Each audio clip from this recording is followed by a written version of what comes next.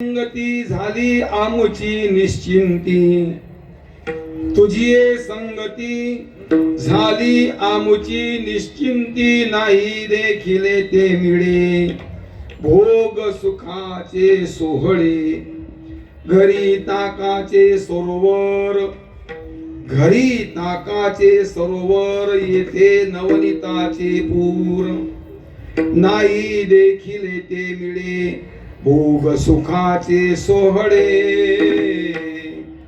तुका म्हणे आता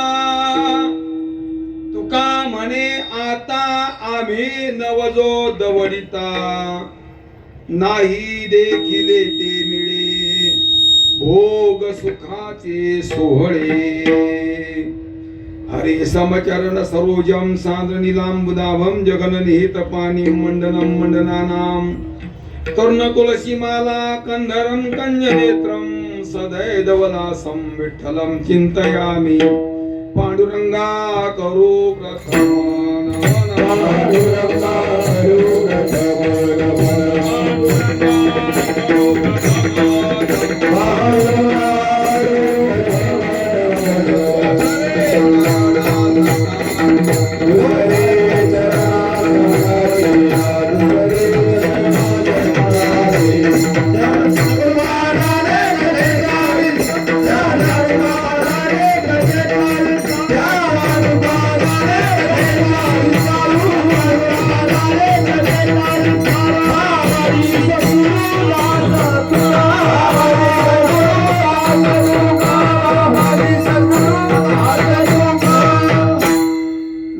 शुद्धं निराकारं निराभासं निरञ्जनं नित्यबोध चिदानन्दं गुरु ब्रह्म नमाम्यहं। तुकाराम तुकाराम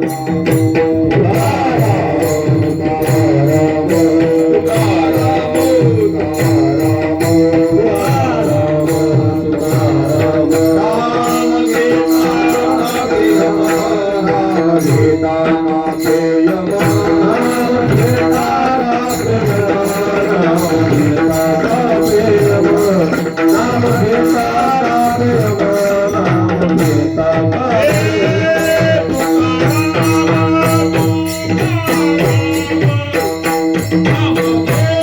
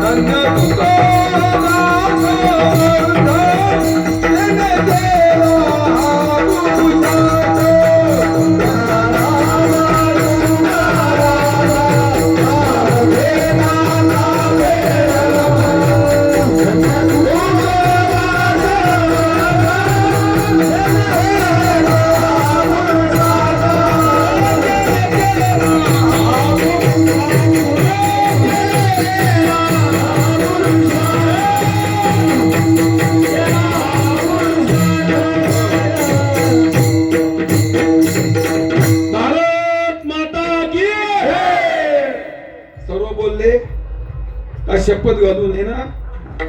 परत बोला, भारत माता की वंदे छत्रपती शिवाजी महाराज की जय, जगद्गुरु तुकाराम महाराज की जय। तुझी संगती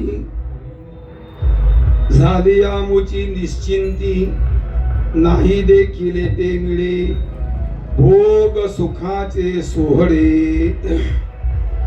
प्राप्त संगी प्राप्त स्थली भगवान पांडुरंगाच्या चरणी, जगद्गुरु तुकोबऱ्यांच्या चरणी, निवृत्तीनाथांच्या चरणी, पांडुरंगाच्या चरणी आणि तुम्हा सर्व जमलेले मायबाप सुरतू मंडळी, तुम्हा सर्वांच्या चरणी, आमचे सर्व गुरुबंधू मंडळी, उभी असणारी टाळ घेऊन गायनाचार्य, मृदुंगाचार्य, लहान मोठे सर्व ज्येष्ठ श्रेष्ठ तपोनिष्ठ वरिष्ठ सर्वांच्या चरणी आपली अल्पशी कीर्तन सेवा करण्यासाठी कीर्तन सेवकांना अभंग आपल्यासमोर उपस्थित केला। अभंग महाराष्ट्र भूषण वर्णाज्ञ मूर्ती लीला विग्रही निरीकारी ब्रह्मचैतन्य विश्व संत विश्ववंद्य जगद्गुरु तुकोबरा यांच्या अभंग गाथेतील काही प्रकरणांपैकी काल्यापर प्रकारातील 4 चरणांचा, परंतु भगवान गोपाल कृष्ण आणि गोकुळातले गोपाळ या दोघांमध्ये जो संवाद झालेला आहे, अर्थात अनुभवाचा झालेला अनुवाद, म्हणजेच आपला हा काल्याला करता घेतलेला अभंग आहे।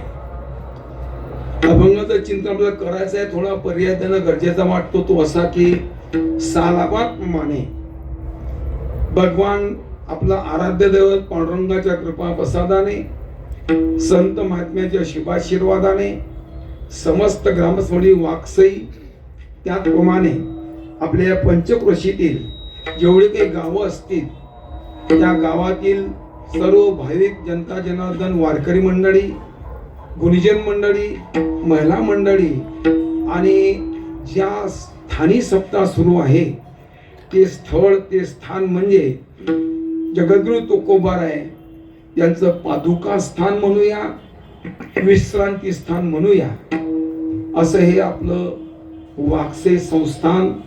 या संस्थानची सर्व विश्वस्त मंडळी, अध्यक्ष, उपाध्यक्ष, सचिव, उपसचिव, खजिनदार, सहखजिनदार आणि असतील ती ट्रस्ट मंडळी, सप्ताह समिती, पारायण समिती, सर्व तरुण मंडळी, भजनी मंडळ, किंवा सर्वांच्या अथक प्रयत्नांनी आणि श्रद्धेतून, निष्ठेतून, प्रेमातून, किंबहुना योगदानातून, सहकार्यातून आणि विशेष म्हणजे उपस्थितीने आपला सप्ताह पार पडतो आहे। सप्ताहाचं वर्ष झालेलं आपलं 30 पत्रिकेत छापल्याप्रमाणे आणि या 30व्या वर्षाच्या 30व्या सप्ताहातला आजचा हा काल्याच्या कीर्तनाचा योग माझ्याकडे आला। अर्थात काली नेहमीच करतो आम्ही, खेड्यातून, पाड्यातून, शहरातून वगैरे लहान मोठ्या प्रमाणातून, पण आज खऱ्या अर्थाने मी मला स्वतःला भाग्यवान समजतो। का? कारण आज जिथे कारण करतोय मी हे स्थान आजपर्यंत माझ्या काही सुद्धा नव्हतं, बरं का, मला ऐकायला सुद्धा नव्हतं। आता विशेष म्हणजे ऐकलं असतं तरी बरं वाटलं असतं, कदाचित पाहिलं असतं तरी बरंच वाटलं असतं, पण काय सुयोग आणि काय सद्भाग्य आहे माझं, आज त्या स्थळी, त्या पवित्र स्थानी आज माझ्याकडे भगवंताची सेवा म्हणजे काल्याची सेवा करण्याचा सुयोग येतो। मला असं वाटतंय धन्य आम्ही जन्म आलो आणि दास विठोबाचे झालो। पहिली गोष्ट। दुसरी गोष्ट, तुम्हाला बघितल्यानंतर असा आनंद वाटतोय की जवळपास गाव एकच आहे, कुठे हे माहित नाही मला, वाकसई गाव, पण एवढा समाज ज्या ठिकाणी जमतोय त्याचा अर्थ असा आहे की तुकोबारायांची मर्जी नाही तर तुकोबारायांची कृपा सुद्धा तुमच्या सर्वांवरती आहे असं मी दावा म्हणून सांगतो। तिसरी गोष्ट, तुमच्यासारखी सुज्ञ, प्राज्ञ आणि तज्ञ मुरब्बी मंडळी, सर्व ज्येष्ठ श्रेष्ठ मंडळी कीर्तनकारामध्ये आणि सप्ताहामध्ये सहभाग घेऊन उपस्थिती देते, यापेक्षा दुसरा पवित्र कार्य सुयोग कोणताच नाही. आणि विशेषत्वाने सांगावं लागेल की ज्या मावळामध्ये, या डोंगर दऱ्यांमध्ये जिजाऊच्या आदेशाने आणि जिजाऊच्या संस्काराने घडलेले वाढलेले छत्रपती शिवराय, तुमचं आमचं खऱ्या अर्थाने दैवत म्हणून आपण ज्यांना, या छत्रपती शिवरायांच्या पादस्पर्शाने, छत्रपती शिवरायांच्या घोडीच्या टापांनी, छत्रपती शिवरायांच्या कार्याने, धर्मनिष्ठेच्या द्वारा जो भाग, जो जंगल पवित्र बनलाय, सह्याद्रीच्या खोऱ्यातून, डोंगराळ अंगणातून छत्रपती शिवराय सुद्धा मावळ्यांसोबत फिरलेले आहेत आणि आपलं कार्य पूर्ण केलं. त्याप्रमाणे छत्रपती शिवरायांचे मावळे होते त्यांच्या साथीला. मला म्हटताना वावगो होणार नाही, चुकीचं होणार नाही, झालं तर माफ करा. आज टाळकरी जेवढी मंडळी उभी आहे, मला असं वाटतंय तेव्हा शिवबांचे मावळे शिवबांच्या समोर होते. आज हे तुकोबांचे मावळे आज टाळ घेऊन उभे आहे.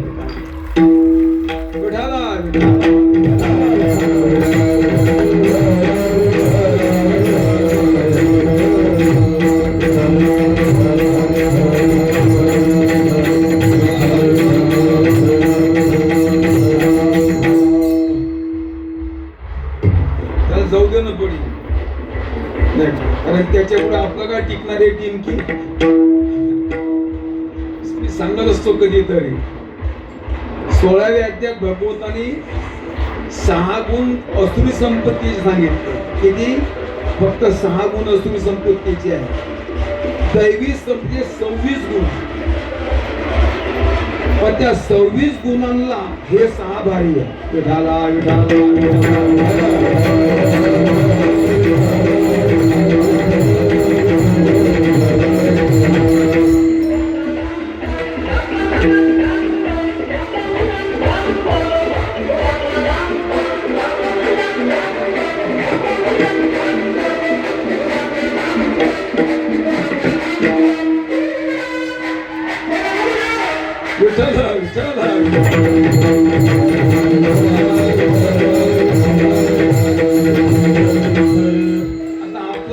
चालू शकत नाही.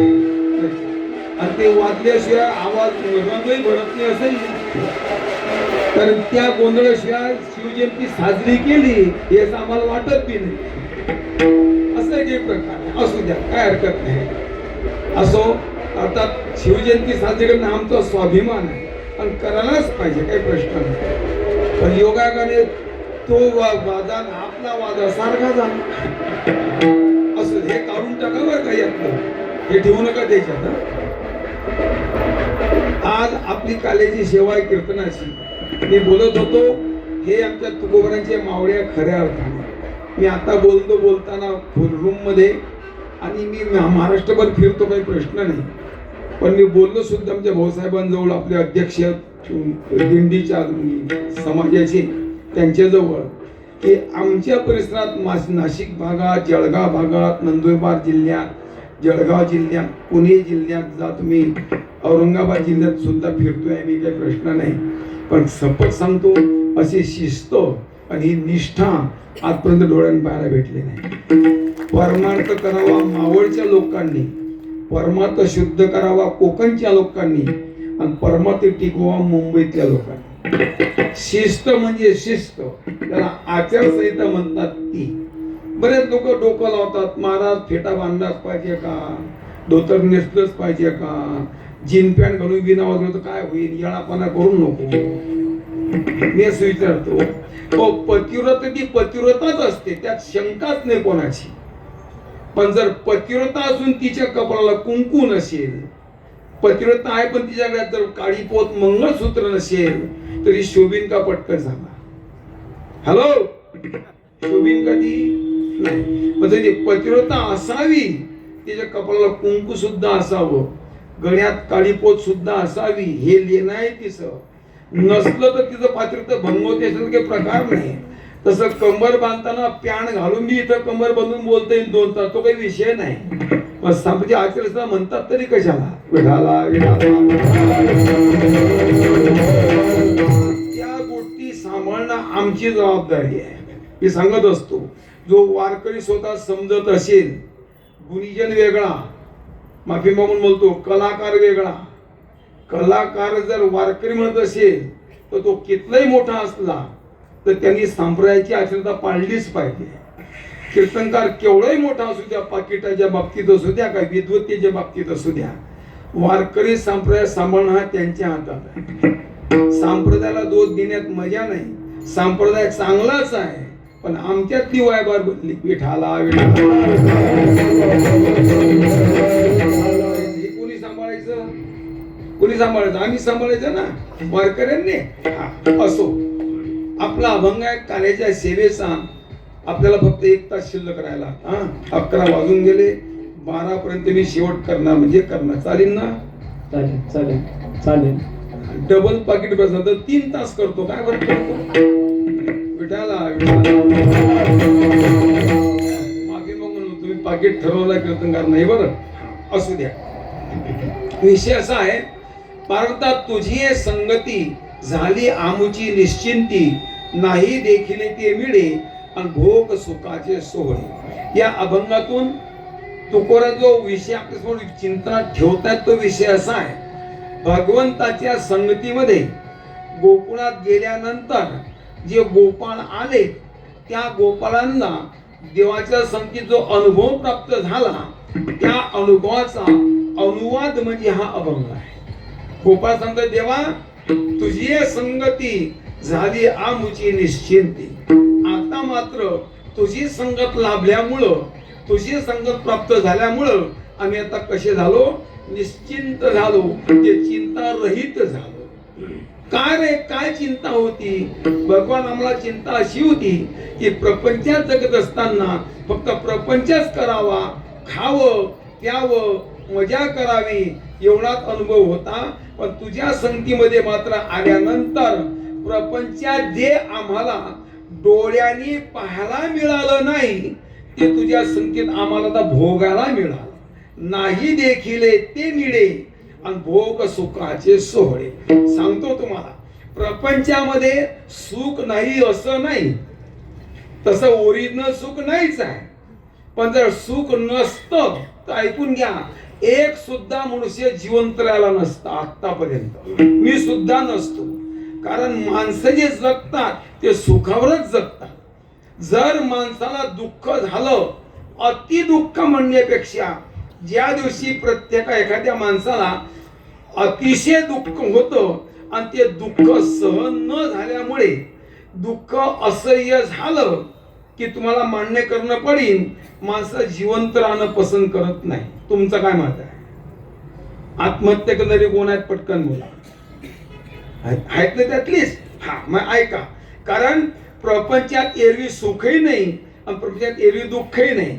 आहे जे सुख ते ओरिजिनल नाही, आहे ते सुख विषयापासून प्राप्त झालेलं.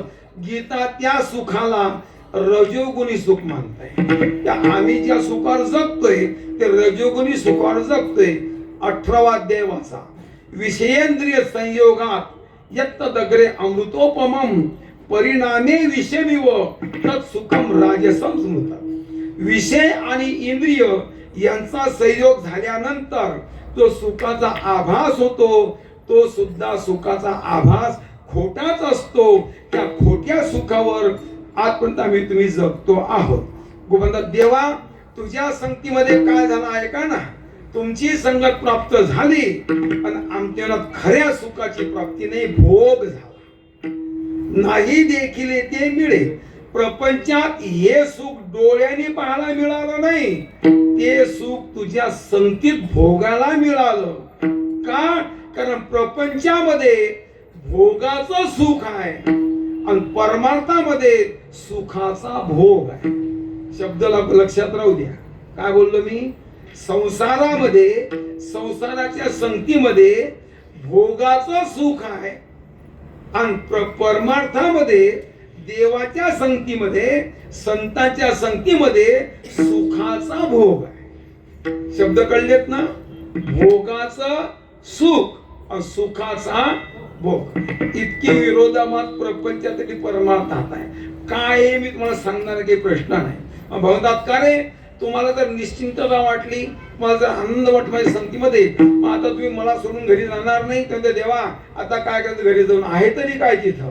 घर याचा अर्थ मातीचं दगडाचं नाही, घर याचा अर्थ प्रपंच, घर म्हणजे संसार. अरे आहे तरी काय त्या संसारात, आता कळलंय फलकट तो संसार आणि येते सार भगवंत.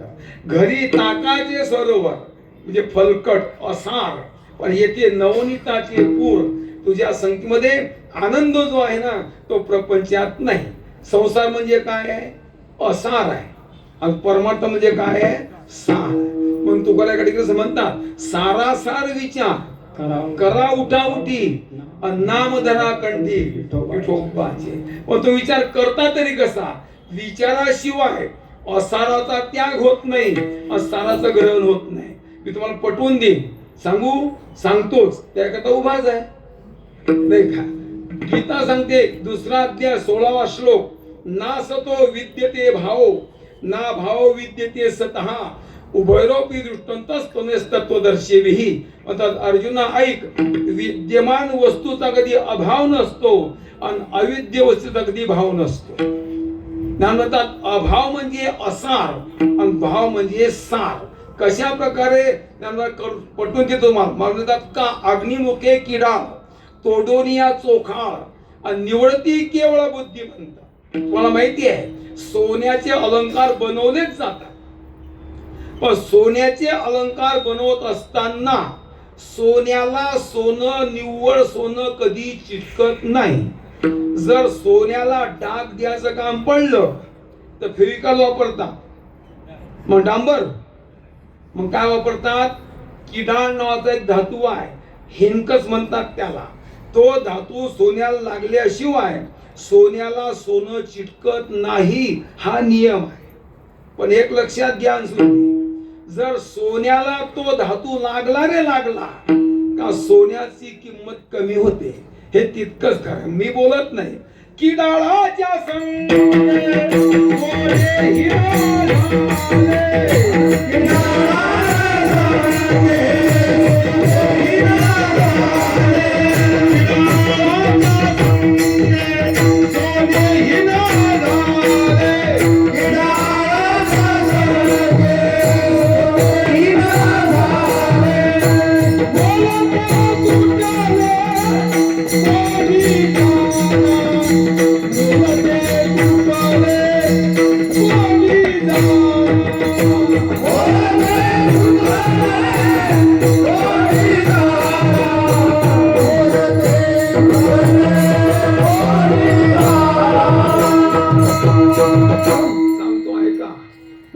किडाळाच्या संगे सोने हीन झाले.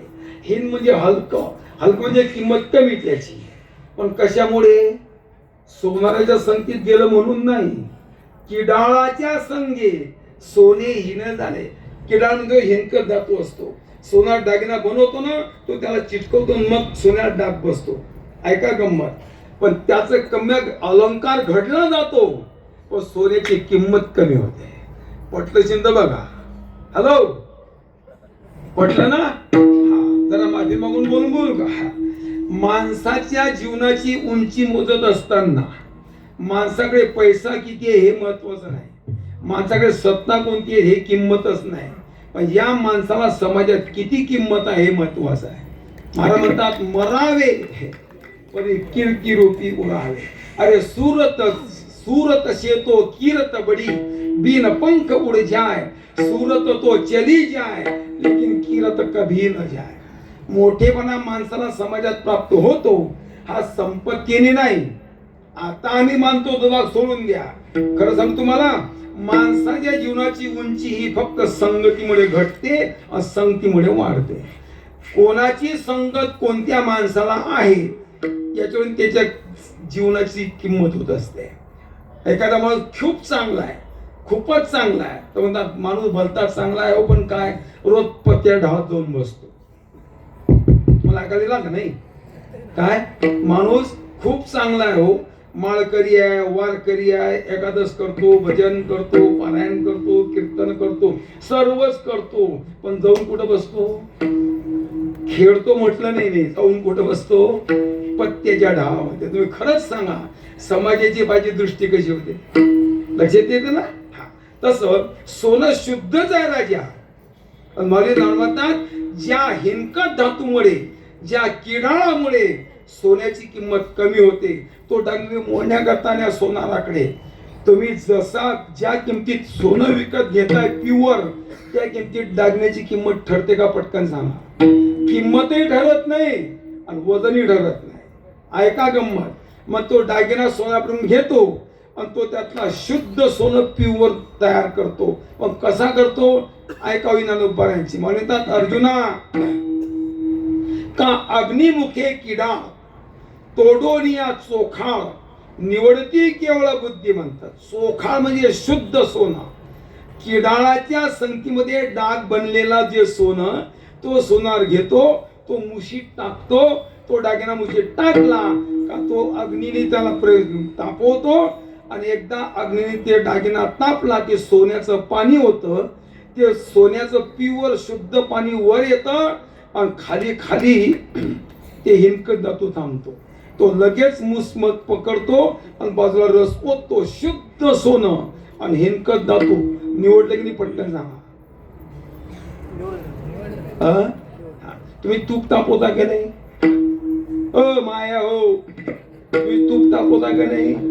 तुम्ही ज्याला लोणी पातेल्यात टाकता आणि खाली जाळ लावता तर ते लोणी काय होतं? तापतं तापतं तापतं तापतं प्युअर पैकी. एकदा तापून नित्तळ तूप तयार झालं की वरती वरती तूप राहतं आणि कळीच्या गुळात काय असते? पटकन सांगा. काय म्हणतात त्याला? मी तुम्हाला विचारतो, काय म्हणतात त्याला? बेरी म्हणताना खालची कळीच्या पातेल्याच्या गुळाला काळी काळी सेकटते ती बेरी. हा, कशातली काढली तुम्ही? लोण्यातली काढली. तुम्ही ज्याला लोणं हातात देतो तुम्हाला दिसले का? ती नाही, पण निघाली की नाही बाजूला. मग प्युअर तूप अलग आणि बेरी तसंच आहे राजा. प्युअर सोनं अलग आणि किडाळ अलग. पण कशाच्या द्वारा? अग्नीच्या द्वारा. चला पुढे दृष्टांत म्हणतात, का बीज भूस एक वट उफनिता राहे घनवट उडो ते फलकट जाणू आले. मी शेतकरी आहात, शेतीत बाजरी पेरली, गहू पेरला, कापणी झाली, खड्यात कंस टाकले, बैलांच्या पायाखाली रगडले आणि ते बाजूला केलं. काय म्हणतात त्याला? रगडलेलं मदन.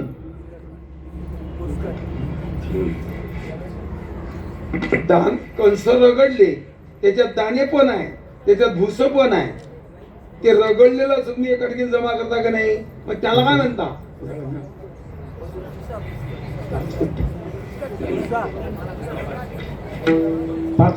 तुम्ही मुंबईतले आहेत का? तुम्ही बाजरी कंस रगडले की नाही पायाखाली? बैलांचे म्हण तुम्ही रगडून झालेत ना, मग तुम्ही बैल बाजूला करता आणि ते रगडलं तर खड्यात पसरलेलं ते सर्व बदग बाजूला करता का नाही? हा, त्याला काय म्हणता? बदग. काही भागात मदन, तुमच्या भागात काय म्हणता? पाचोरा, बदोरा. हा, बरोबर. असं सहकार्य करा म्हणजे यांना कळलं पाहिजे. बदोरा, बरोबर. आता त्याच्यात काय काय असतं? निव्वळ दाना असतो का निव्वळ भुसा असतो? हा, दोन्ही मिक्स, बरोबर. आता तुम्ही लक्षात आला. आता तुम्हाला दाना काढायचा. आता तुम्ही ते एक एक दाना निवडून बसता का? नाही. मग तुम्ही भला हुशार शेतकरी, उंच जागेवर उभे राहता. स्टूल असेल, पाण्याची टाकी असेल, गाडी बैल असेल, एक माणूस उभा राहतो, त्या खालून पाठी भरून देतो. कशाची? बदोऱ्याची. बदोरच ना. हा, डोक्यात बसले शब्द बरं का तुमच्या लक्षात. आणि तो माणूस उभा राहिला की वारा सुटला का वरून तुम्ही त्याला सोडता. आता वाऱ्याच्या जोराने ते जे बदोर असतं मिक्स, दोन्ही गोष्टी, दाना हे सार आहे आणि भुसा हे असार आहे. ऐकून घ्या. वारा सुटला का दाणे दाणे उडून जाता, नाही का? काय उडतं? भुसा. भुसा भुसा भुसा उडून जातो आणि दाण्याची खाली काय पडते? रास म्हणतात त्याला, ढीक म्हणतात, बरोबर. दाण्यातला भुसा अलग केला की नाही? हॅलो, केला ना. चला पुढे म्हणतात, ना तरी जाणीवेच्या आईनी. तिसरा दृष्टांत आहे. ना तरी जाणीवेच्या आईनी करिता दधी कडसनी मग नवनीत निर्वाणी दिशे जैसे. आता तुम्ही कल्पना करा, तूप कशात असतं? दुधात. तूप कशात असतं? दुधात. हात घातला का येईन का हाताला? नाही. मग त्यातून आपल्याला तूप काढायचंय. मग काय करणं पडते? हाय तुम्ही करता ना, त्यांना फक्त माहिती आहे 2 चमचे टाक. दुधातलं तूप कोण काढतं? तुम्ही. बरोबर. पण त्याला प्रक्रिया आहे की नाही? किती प्रक्रिया माहिती आहे तुम्हाला? सांगू? तुम्हाला नाही माहिती, मला माहिती आहे. हा, मी सांगतो तुम्हाला. पहिल्यांदा दूध पाहिजे 1, ते तापवावं लागतं 2, त्याला निवू द्यावं लागतं 3, त्याच्यात मुरून टाकावं लागतं 4, त्याचं दही बनावं लागतं 5, त्याचं घुसळण करावं लागतं 6, लोणी काढावं लागतं 7, लोणी कढवावं लागतं 8. सापडलं का तूप? यातली एक प्रक्रिया चुकली तरी तुमच्या हातात तूप मिळणे.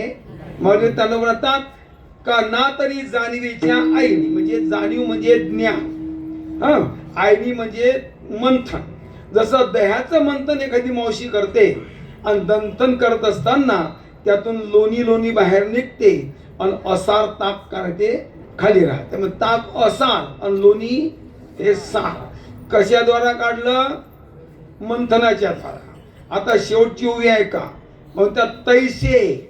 पण तैसे म्हणजे कैसे? आता हे 3 दृष्टांत लावतो मी. का बीज भूस एकवट, का अग्निमुखे किडाळ, ना तरी जाणीवीच्या आईने, जैसे तैसे विचारिता निरसले, ते प्रपंच सहजे सांडवले, मग तत्वतः तत्वरले ज्ञाने अशी.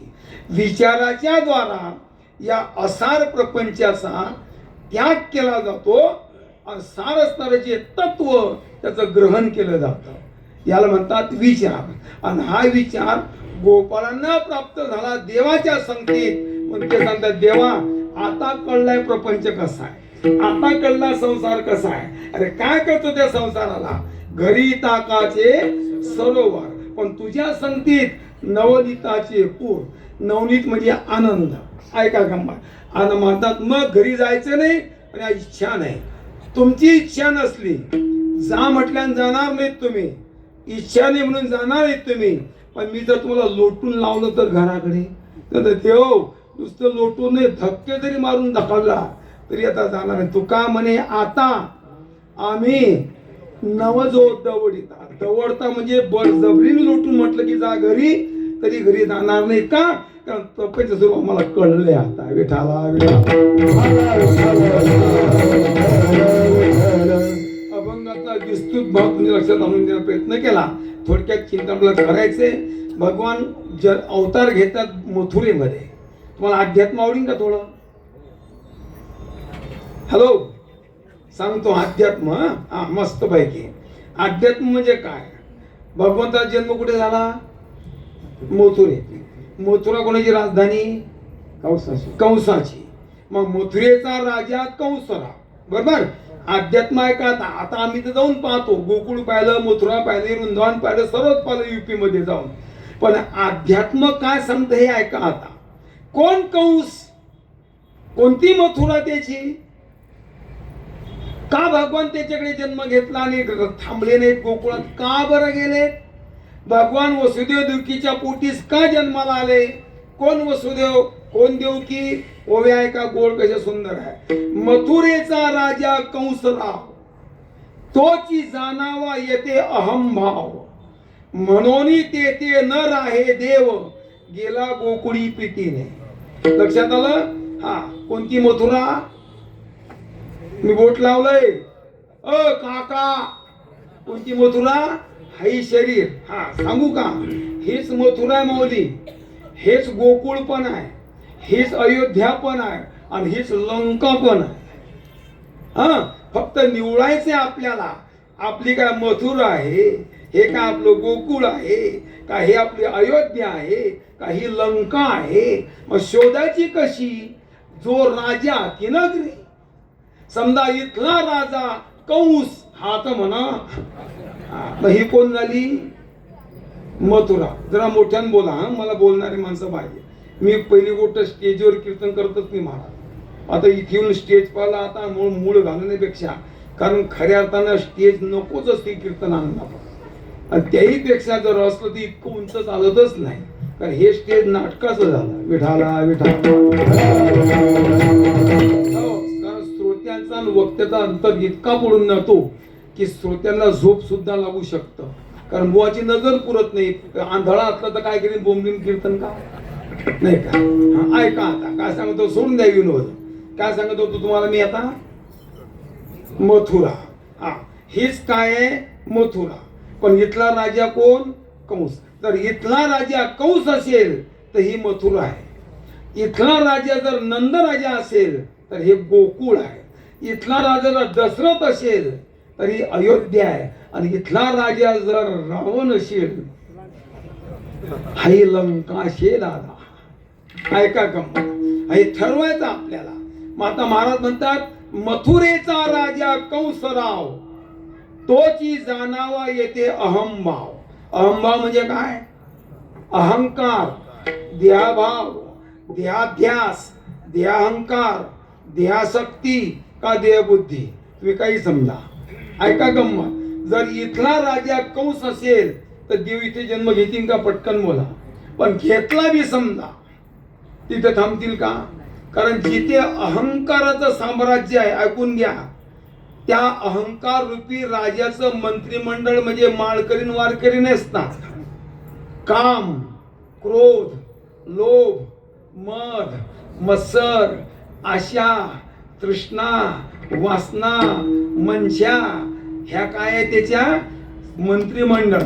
आणि जिथे ह्या लोकांचं साम्राज्य आहे तिथे पुण्य पिकत नाही, तिथे पाप पिकतं. हे मी बोलत नाही, गीता आहे का दुसरा अध्याय. भगवंता अर्जुनाचा प्रश्न आहे, भगवान चांगली चांगली माणसं समाजातली पापाचरण करतात रे, चांगली चांगली, काय कारण आहे सांग बरं. भगवान म्हणतात वा काय अर्जुना प्रश्न विचारला. आता के न प्रयुक्तोयम पापं चरति पुरुषः अनिच्छत मी वासने बलादियो नियोजितः. हा प्रश्न अर्जुनाचा आहे.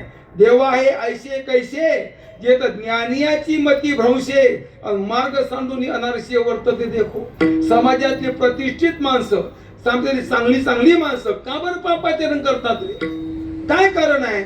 म्हणतात अर्जुना, एखाद्याची इच्छा पापाचरण करायची नसली तरी बळजबरीने पाप करायला लावणारं मंडळ आहे. एखाद्याची इच्छा भ्रष्टाचार करायचीच नाही एखाद्या खात्यात, हा तर म्हणा.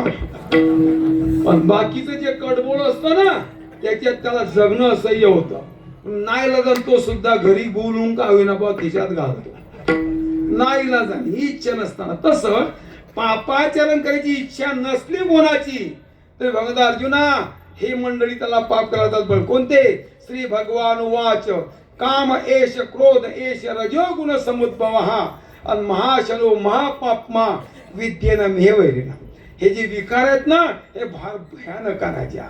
एक मग आमच्या मुक्ताईचं अभंग सांगतो, तुमच्या लक्षात राहू नये. उभगले सासरी आता मला माहेराशी न्यावो, तोडा एवढा जात पडते पाया तुमच्या हो. प्रपंच हा सासरा मजला उगेची गांजितो, भेद भयंकर भाव हा गडे उभेची जाळीतो. सासू ही कल्पना मजला जाच करते नाना, अविद्या ही तर ननंद माझी उगीच राहीना. क्रोध माझा धीर मजला भलतेची बोलतो, काम हा दादूला मलगडे भलतीकडे नेतो. आशा ममता जावा यांनी मांडली दैना, आणि कोठवर सोसू जाच आता कदापि राहावे ना. जो मज माहेर दाबीन त्याशी देह समर्पीन, म्हणे मुक्ताबाई गेली लज्जा उडो. कल्पना करा, हे सर्व मंडळ आहे. हा सासरा सासू पण कोणते, हाळा मासाचे. चला कंस म्हणजे कोण, अहंकार. हा कोणता, देहाहंकार. आता तुम्हाला माहिती आहे जिथे अहंकाराचं राज्य, विकारांचं राज्य, ते पाप पिकतं. तुकारामांच्या नाट्याच्या अभंगात बहु अनंत भ्याड पापा, भगवान पापाला भीतो, पापाला भीतो, भगवान तिथे जात नाही. पण मात्र मग कंस जर पापी होता तर भगवान तिथे गेलेत कसे, त्याचं कारण आहे. कंसाला भेटण्याकरता भगवान गेले नाही तर वसुदेव देवकीच्या पुण्यासाठी भगवान तिथे पोहोचले. कारण वसुदेव देवकी कुठे होते, कंसाच्या कारागृहात, बरोबर. आता ऐका, भगवान तिथेच का प्रगट झाले, इतिहास आहे चरित्रातला. वसुदेव आणि देवकी हे दोघ जण पाठीमागच्या जन्मातले सुतपा आणि पुरुषणी हे दोघं पती पत्नी होते. यांनी देवाची तपश्चर्या केली आणि देव प्रसन्न झाले. मग भगवंता तू काय पाहिजे ते मागा. हे दोघेही नवरा बायको म्हणतात देवा तू आमच्या पोटी मुलगा म्हणून जन्माला यावा अशी आमची इच्छा आहे. म्हणतात ह्या जन्मात नाही पुढच्या जन्मात तुमची इच्छा पूर्ण होईल. तेच सुतपा आणि पुरुषणी वसुदेव देवकी म्हणून जन्माला आले आणि भगवान त्यांच्या पोटी किती जन्माला आहे. आता आध्यात्मिक भाव ऐका. वसुदेव देवकीच्याच पोटी देव का जन्माला आला त्याचं कारण हे काय. वसुदेव देवकी दोघे जण ओवी आहे का कशी गोड आहे. वसुदेव देवकी दोघे जण वेद आणि विद्या जाण म्हणून तेथे प्रगटले श्री भगवान पण बहु प्रीती भक्तीची. भगवान का प्रगटले. वसुदेव वेद आणि देवकी माय भूक लागली विद्या. पण कोणती विद्या. जारण मारण ही नाही. हा अध्यात्म विद्या. काय गोळ आहे का. अध्यात्म विद्याचं नाव आहे ज्ञान. कोणतं ज्ञान. ज्या ज्ञानाद्वारा परमात्मा जाणला जातो ते मूर्तिमंत ज्ञान म्हणजे देवकी माय होती. तिला विद्या म्हटलंय. गीता ऐका 13वा अध्याय काय सांगतो. अध्यात्म ज्ञान नित्यत्वम तत्वज्ञानार्थ दर्शनम. भगवंता ज्ञानोबा आहे. परमात्मा ऐसे जे एक वस्तू असे ते जया दिशे ज्ञानास्तव. हे ज्ञान मूर्तिमंत विद्या म्हणून देवकी माय म्हणून तिथे भगवान जन्माला आले. त्यांचे इच्छे करता पण थांबले का तिथे नाही. रातोरात कुठे गेले. गोकुळात नंदाच्या घराला. नंदाच्या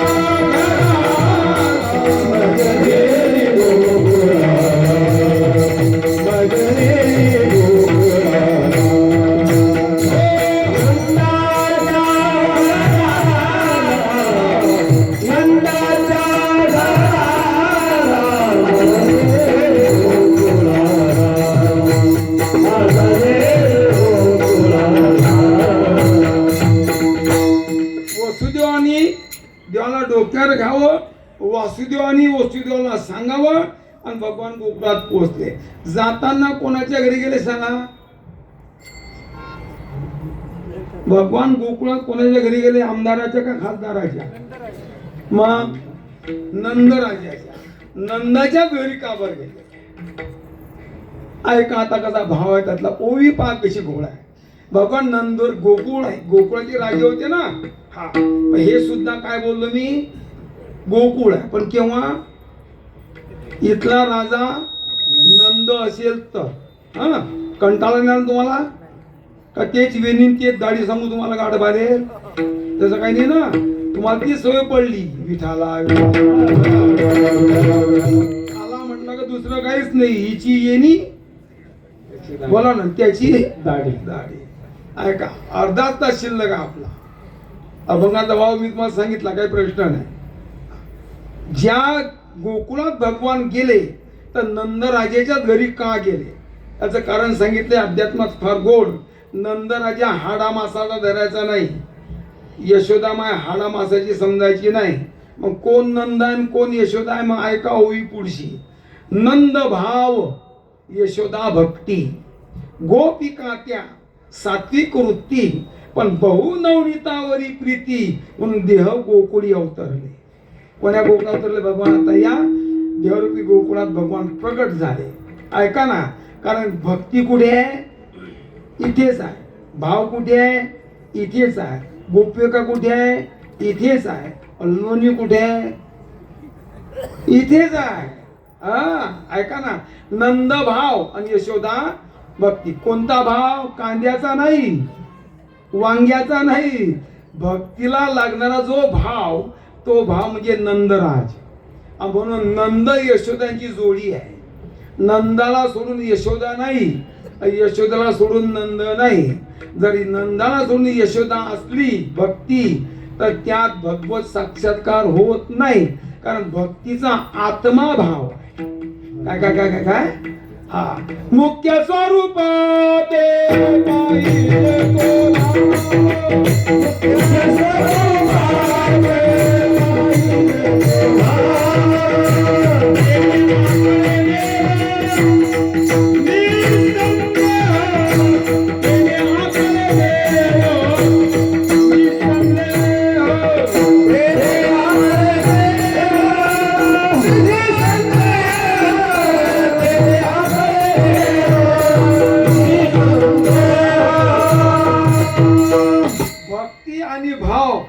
सांगाडा राजा. मी सांगत होतो कधी कधी भक्तीचा आत्माभाव आहे. भक्तीत कृती हे काय महत्वाची नाही. त्यात बरीच माणसं 3-3 तास देव पाण्यात डुबवून ठेवतात. भक्तीचं अंग असू शकतं पण भक्ती असू शकत नाही. मी तुम्हाला विचारतोय, तुम्ही 1000 रुपयाचं सामान आणलं भाजी बनवायला, 10,000 रुपयाचा मसाला आणला, हा तर म्हणा किलोभर, हा मटकी आणली 200 रुपये किलोची, हा तर म्हणा सर्व स्वयंपाक तयार झाला, फोडणी बसली, कांदा टाकला, लसूण टाकला, मसाला टाकला, हिरवी मिरची टाकली, कोथिंबीर घातली, सर्व टाकलं, उकळली भाजी, पण चवीपुरतं जर मीठ टाकलं नाही तुम्ही तर पटकन सांगा तुमची भाजी काय सांगा.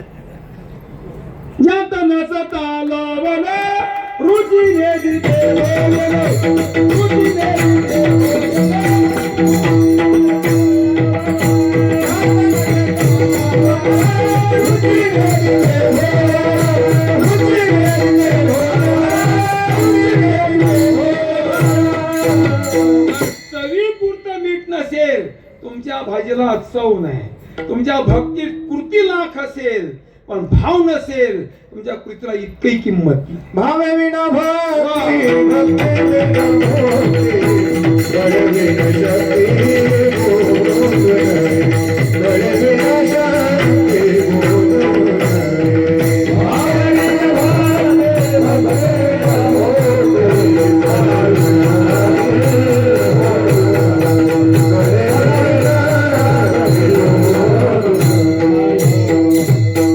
कितीतरी प्रमाण आपल्याकडे आहे. प्रमाण देऊन आपली वेळ काही घ्यायची नाही, पण छान केलं प्रमाण दिलं. भावे विना भक्ती, भक्ती विना मुक्ती. अहो सांगतो, भाव नाही ना भक्तीचा विशेष नाही. हा बळ नाही ना वचवच करानीच नाही. अर्थ शब्द लक्षात येईल का शब्द तुम्हाला? भावे विना भक्ती, भक्ती विना बोलायचंच नाही तर मुक्ती सुद्धा भक्तीच्या पोटी जन्माला येते हे विसरायचं नाही. मुक्ती अशी व्यस्त तुम्हाला काही वेगळे, भक्तीशिवाय मुक्तीचा जन्म आहे. म्हणून प्रमाण भक्ती विना मुक्ती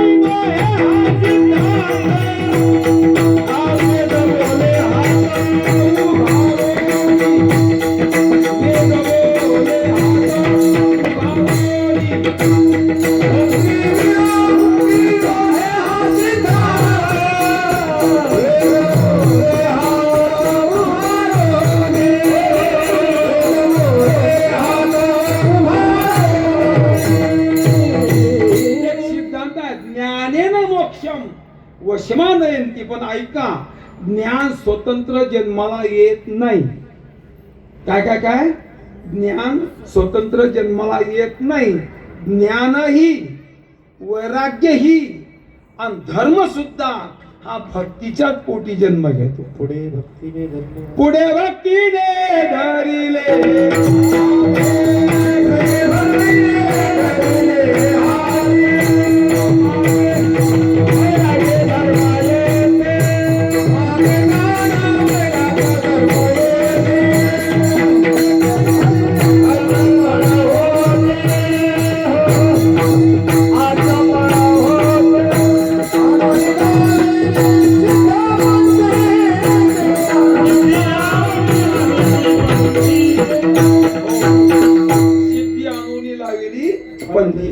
आता भक्तीच्या पोटी हे सर्व जन्माला. भक्ती महत्वाची आहे पण भक्तीत भाव असणं हा गरजेचा आहे.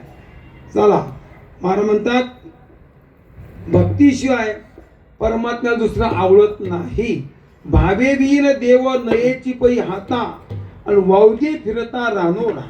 भाव बडे आकडे एरवी नाकडे. तुका म्हणे भाव जवळी धरोनी आणि देव. तुका म्हणे भावे देवा सत्ता राबवावे. महाराज म्हणतात देवा कारणे भाव तस्मात. आता भाव म्हणजे भक्तीचा आत्मा भाव आहे. भगवान आले मथुरे आपल्या गोकुळात. देव आपल्या नंदराजा आणि यशोदामाई यांच्याकडे भगवंताचा जन्मोत्सव सुरू झाला. आपण सर्वांना नेहमी ऐकत आहात. नंद घरा नंद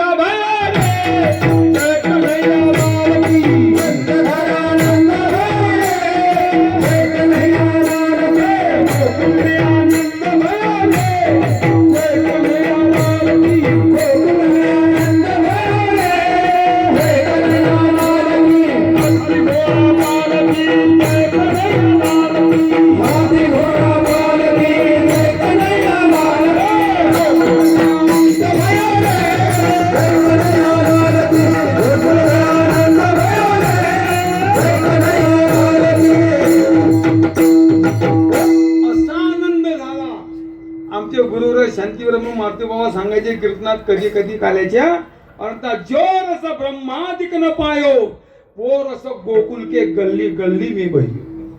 रस म्हणजे आनंद, उसाचा रस नाही. रसोई रस हा रसा शब्द आनंद वाचक आहे, ब्रह्मानंद वाचक. असा आनंद झाला गोकुळात की गल्ली बोळातून व्हायला लागला. पण का?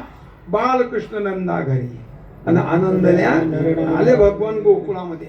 भगवंता लीला सुरू झाल्या आहे का? आता शॉर्टकट सांगतो.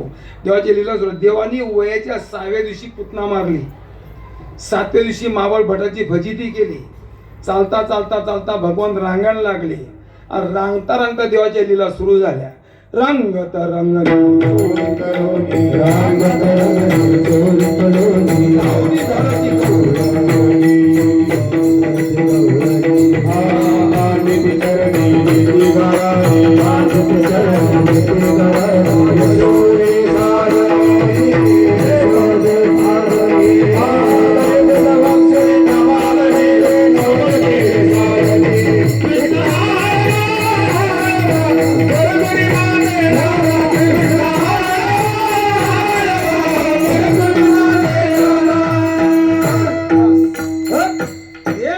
चरित्र केले नारायणे रांगता गोधने.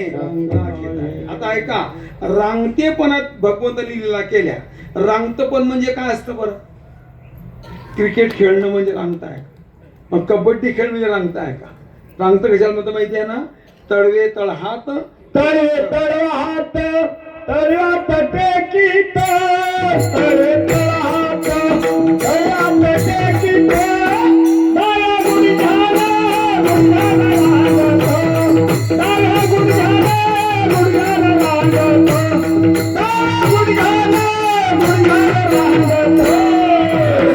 तळहात तळहात टेकीत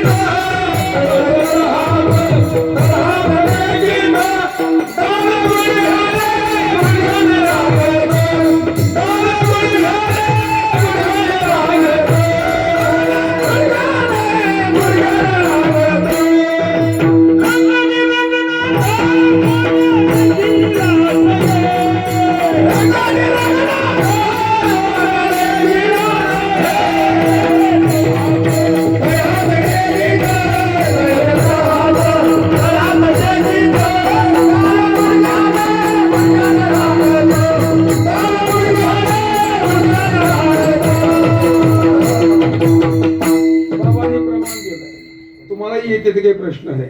पण बाबांना पाहून मला मराठवाड्याची आठवण झाली. मराठवाडा हा मी जाऊन पहा. नगर जिल्हा म्हणा, परभणी जिल्हा म्हणा, बीड जिल्हा म्हणा, बाबांच्या वयीचे माणसं, तोंडात दात ने राजा, अशा चाली म्हणतात. तुम्हाला काय सांगा? जगजोगी जगजोगी सटका मारतात ते. हा जगजोगी जगजोगी तोंडात जात नाही. हा पण नुसता पाठांतर बरं. इतकं पाठांतर तुम्हाला काय सांगा. म्हाताऱ्याला पालिकेसाठी मात्र उठून द्या बदनात. खोटं नाही बरं. हा मग काय पाठांतर. आणि माझे मत तरी आहे की गायक असावा पण पाठांतर असावा. हा कोणी असू द्या. इथले तुम्ही तुमचा विषय नाही मला, पण ऐक पाठांतर. गायक पाहिजे पण काय पाहिजे? पाठांतर पाहिजे. सेवा पाहिजे त्याकरता ग्रंथाची, तर पाठांतर होत असतं. आता आम्ही का गाते पाठ केले? आमच्या गाता पाठ नाही. पण गायक जितकं महत्वाचं आहे तितकं काय पाहिजे? पाठांतर सुद्धा पाहिजे प्रमाण द्यायला. असो अर्थात आनंद असतो. म्हणतात भगवान रांगायला लागले. आता तुम्ही सांगा, तळवे म्हणजे तळहात टेकवायचे आणि गुडघ्याने हानब्याने चालायचा. मावशी खरंच सांगा, तुमच्या मावळ तालुक्यात हे रांगणारं पोर कमीत कमी किती वर्षाचं असतं? निदान तरी 35-40. मग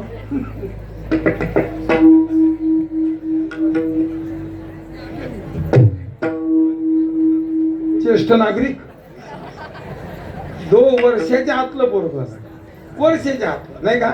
भगवान रांगायला लागले. अशा रांगाला लागताना लीला केल्या देवानी. त्याच्या आपण सोऱ्या म्हणतो असतात. देवाने 2 निमित्त निवडले गोकुळात, सोऱ्या आणि खोड्या. थोडा पुढे चालतो होता अभंगार यायचा आपल्याला. खोडे कोणाच्या केल्या नाही आणि चोऱ्या पण कोणाच्या केल्या नाही. घर पाहुणी एकांताचे नवनीत नवविधा नवनीताचे. शुद्ध अंतकरण ज्या घर असेल ना त्याच अंतकरणरूपी चित्तरूपी लोण्याची काय केली देवानी चोरी केली. आहे का गंमत. आता ते लोणी सुद्धा काढण्याकरता फार मोठी प्रक्रिया असते. आता आध्यात्मिक सांगू का तुम्हाला, गवळणीने लोणी काढावं त्या मडके ठेवा शिंक्यावरती.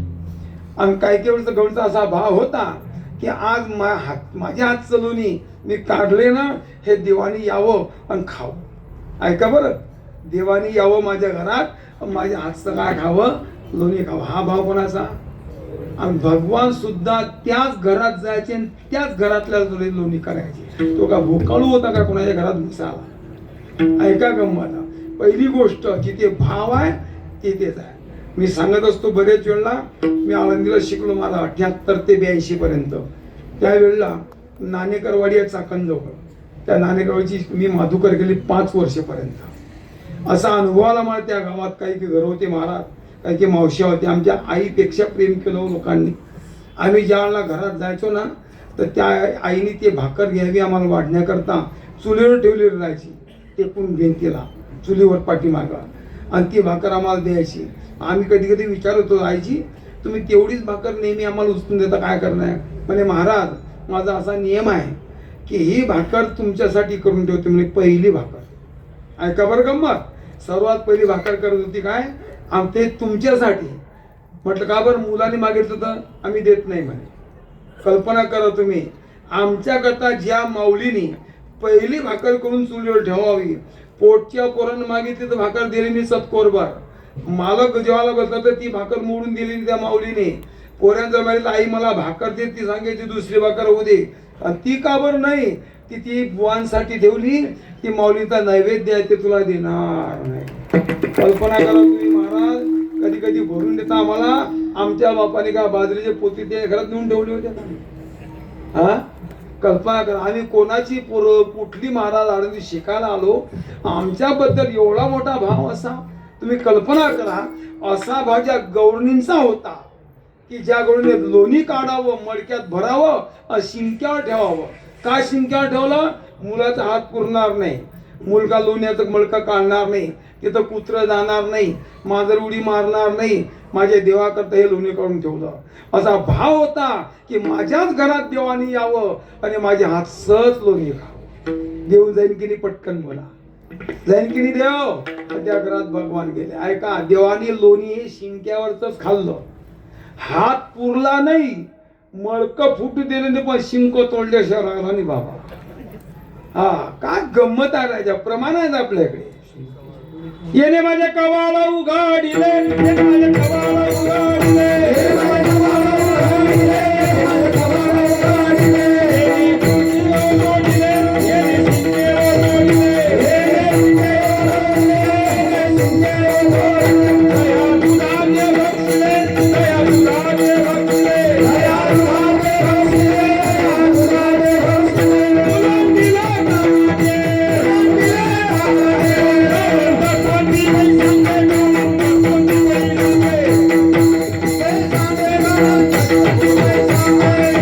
बोलून दिले तक्रार करते यशोदे. यशोदे आवर तुझ्या कानाला का ग, यांनी माझं कवाळ उघडलं, त्यानं शिंक तोडलं. असा हुशार आहे. लोणी खाल्लं आणि ताक सांडून दिलं. तो ताक खाणार होता का. हो काका, तुमच्याकडे ताक विकतात, आमच्याकडे ताक टोनग्याला पाचतात पार्ट्याला. हा आमच्याकडे ताक विकत नाही. तुमच्याकडे पैसा ताकाचा आहे की पडला, पाणी टाकून टाकून टाकतात. ऐका ना गंमत. ताक असार आहे. म्हणतात उलण दिले ताकाचे. ताक कोण पी, लोणीच खाल्लं. मग कशावरचं खाल्लं पटकन बोला. कशावरचं, शिंक्यावरचं. मग ऐका ना गंमत. आध्यात्मिक असं तुम्हाला प्रमाण आहे. कुलूप तोडलं, दरवाजा उघडला, शिंक तोडलं. कोणतं कुलूप तोडलं, कोणतं कवाड उघडलं, कोणतं शिंक तोडलं भगवंतानी. ऐका कशी गोड प्रमाण आहे. ये कुलूप मायेचे तोडिले, कुलूप मायेचे तोडले, कवाड भ्रांतीचे उघडिले, शिंके त्रिगुणाचे ओढिले बाई तुझ्या कृष्णे. मग भगवान शिंक्याचं का खातो याला कारण हे काय, शिंक्याला 3 दोरे असतात. किती किती किती? आपण दहीहंडी बांधली की नाही, माफी मागून बोलतो, 3च पदर बांधायची पुढच्या वर्षी. बुवा कोणी बोलवा तुम्ही, पण दहीहंडीला किती पाहिजे? 3च पदर पाहिजे. कारण शिंके लाविले दुरी होतो तिघाची विभरे. 3 पदर म्हणजे सत्व रजतम हे 3 गुण आहेत. परमात्मा हा गुणातीत आहे, त्याला गुणात चालत नाही, पण तो चौगुणातच खेळला, 4थ्याच गुणात खेळला आणि 4थ्या गुणातच खाल्ला. चंडू चौगुणा खेळती म्हणजे 3 गुणाच्या पलीकडे. ऐका गंमत, लक्षात आलं ना? असा भगवान बनवत ना, त्या गणू शिंकार का ठेवतो त्याचं कारण सांगितलं गेलं. ऐका ऐकू फार पडा. कुत्र्यांच्या तोंडाला लागू नये, मांजराला सापडू नये म्हणून शिंक्यावर ठेवलं. हा, कोण कुत्रे कोण मांजर? ओवी ऐका कशी गोड आहे. दुष्ट दुर्जन हे कुत्रे, दांभिक जन हे मांजरे, तयांच्या दृष्टीशी न पडता बरे म्हणून शिंक्यावर ठेवले. काढलं दूध, पण कशाचं काढलं? गायींचं. कोणत्या गायी? हाळा मासाच्या नाही. उपनिषद गायीचे करुणी दोहन, दूध काढले ते सार ज्ञान, ते वैराग्य अग्निवरी तापवून आणि शांत वृत्तीने निवविले. केलं शांत, आता मुरून टाकायचंय. मग मुरून काय घरात असतं का आपल्या? कुठून आणतो आपण? शेजारू. दे बाई एवढंच सांगता. बरोबर आहे की नाही? खरं सांगा, मी खरं बोलतो की नाही? मग मी काय पिऊन आलो का खोटं बोलायला? मुरून कुठून आणतो आपण? शेजारून. आता त्या दुधात मुरून टाकायचंय. कोणत्या गाई? गीतेबद्दल हेच उद्गारात भगवंताचे सर्वोपनिषदो गाओ दुग्धा गोपालनंदन हा पार्थो वस सुधीर भोक्ता दुग्धम गीतामृतम. तत्वज्ञान जे आहे गीतेतलं, हे तत्वज्ञान म्हणजे हे दूध आहे इथे. आणि म्हणतात ते ज्ञानरूपी दूध काढलं उपनिषदरूपी गायींचं, ते वैराग्याग्नीवर तापवलं, शांतते निववलं. आता त्यात मुरून टाकायचं दही बनण्याकरता. ऐका कशी गंमत आहे. 2च वेळा सांगतो पुढे चालतो. असे गोड चिंतन आहे. आता ते मुरून आणलं कुठून? मग संतांशी शरण जाऊन उसना भाव आणला त्या पासून, त्या भावाचे घातले विरजन आणि दही झाले भक्तीचे. कोणतं विरजन टाकलं? भावाचं. तो भावरूपी विरजन टाकलं, आता दही बनलं. पण कोणती भक्ती? भक्ती 2 प्रकारची आहे, एक पराभक्ती, एक अपराभक्ती. मग आता ही भक्ती बनली, ही अपराभक्ती. हिच्यातून लोणी काढायचे देवासाठी. मग आता मंथन करणं पडेल का नाही? मावशी घुसळ करणं पडेल की नाही? हा, मग घुसळ घालता रवी पाहिजे आपल्याकडे. मंथा. कोणता मंथा? ऐका. मग विवेक मंथा घातला पाही. तुम्हाला पहिल्यांदा ओळी सांगली, तैसे विचारिता निरसले. मग विवेक मंथा घातला पाही, अपरा भक्तीचे घुसळले दही, वरी नवनीत आले लवलाही, आणि लोणी परम प्रेमाचे. शुद्ध प्रेम हे त्या ठिकाणी प्रगट झालं. आणि ते प्रेम रूपी लोणी भगवान परमात्म्याने शिंके तोडून तोडून विठाला विठाला आले गोकुळात भगवान. झाल्या चोऱ्या सुरू. चोऱ्या करता करता देवाने सौंगडी बनवले. कोणते कोणते सौंगडी मोजा तुम्हाला आता सांगतो नंतर. ते सौंगडी जमले आणि शेवटी भगवान गोकुळातल्या लीला आटोपतात. गाई चारण्याकरता जंगलात जातात. गाई चारतात, अक्षत मारतात आणि काला करतात.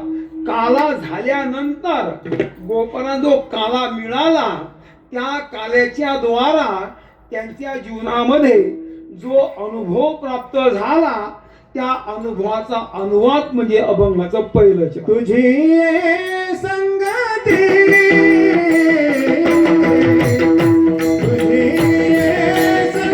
Thank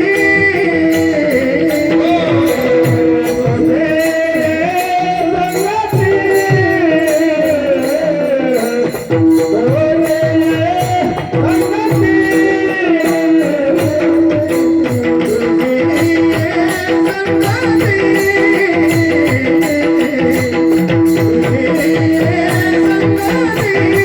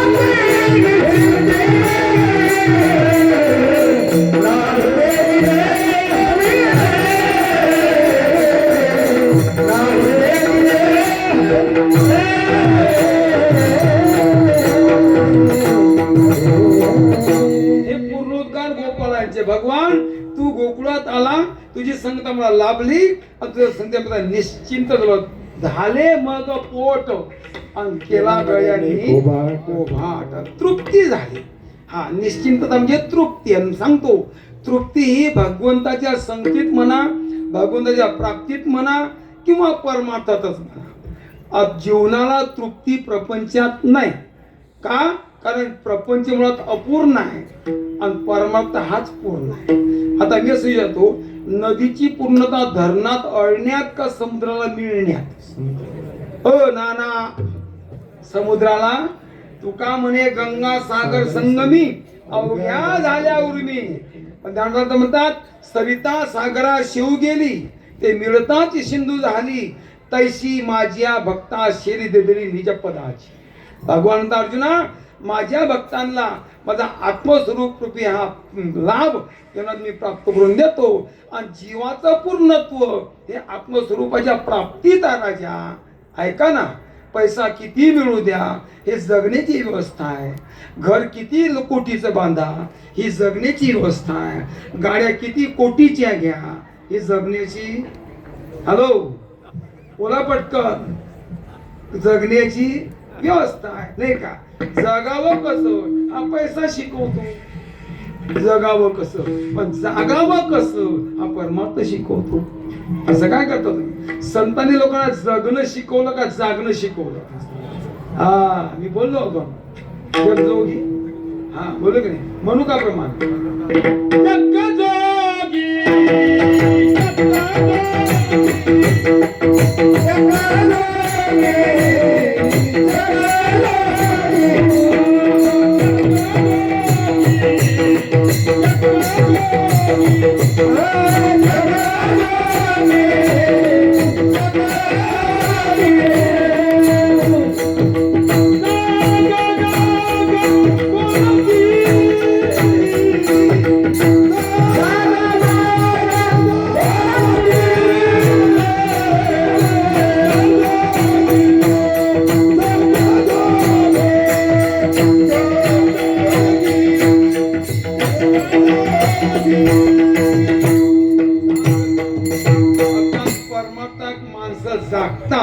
प्रपंचात माणसं जगतात. आता जगण्याची प्रकार सांगत असतो मी कधी कधी.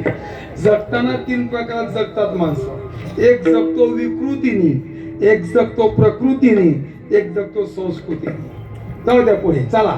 विषय असा आपला चाललाय, भगवंताच्या संगतीमध्ये गोपाळांची पूर्णता प्राप्त झाली. ते पूर्णोद्गार आहे, तुझी संगती झाली आमुची निश्चिंती. कारण संगत तुमच्या जीवनात उद्धाराने कारण आहे, संगत तुमच्या जीवनात पतनाने कारण आहे. पतन उद्धार संगाचा महिमा असं म्हटलंय. गवा शनानाम शृणोति वाक्यम अहम ही राजन नचमत गुणोवा. राजा आता दृष्टांत फार गोळ. संगतीचे परिणाम आहे सर्व. जगण्याकरता चांगलं जीवन जगावं संगत कारणीभूत आहे.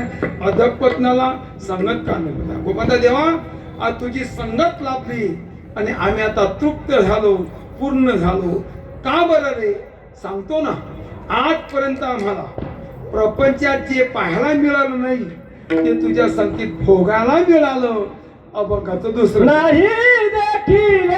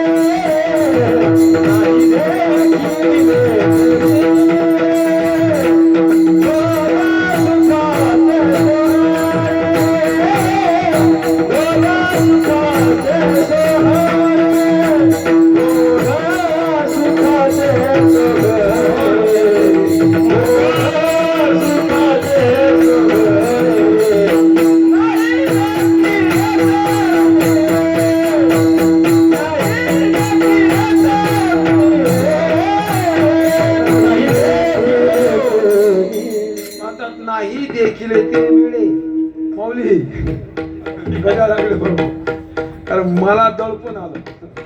म्हणतात नाही देखिले ते मिळे आणि भोग सुखाचे. तेव्हा प्रपंच संगीत होतो सुखाचा नाही भोगाचं सुख होतं, पण तुझ्या संगीत सुखाचा भोग आहे. ऐका थोडक्यात, प्रपंचात भोगाचं सुख का? कारण प्रपंच अपूर्ण आहे. देवाच्या संगतीत परमार्थ सुखाचा भोग का? परमार्थ पूर्ण आहे. कसा अपूर्ण आणि कसा पूर्ण आहे थोडक्यात समीकरण सांगतो दोन द्वयांच्या माध्यमातून, आणि आपण आटप्त घेऊ. तुझ्या प्रभूंनी दोन द्वये खर्च केले या दोन विषयांसाठी, परमार्थ आणि प्रपंच. काय गोड विषय पहा. महाराज म्हणतात तुळसी कहे संसार को क्यों नहीं त्यजत निशंक, घटत घटत घट जाए जैसा आठ का अंक. आता आठाचा पाढा तुम्हा आपल्या सर्वांचाच पाठ आहे, पण त्यात नेमकं काय गमक आहे हे आमच्या अजून लक्षात नाही. दुसरा पाढा सांगतात महाराज, तुलसी कहे राम को क्यों नहीं भजत निशंक, आदि अंतमो एक है जैसा नव का अंक. नवाचा पाढा परमार्थाचं स्वरूप, परमात्म्याचं स्वरूप. कसं?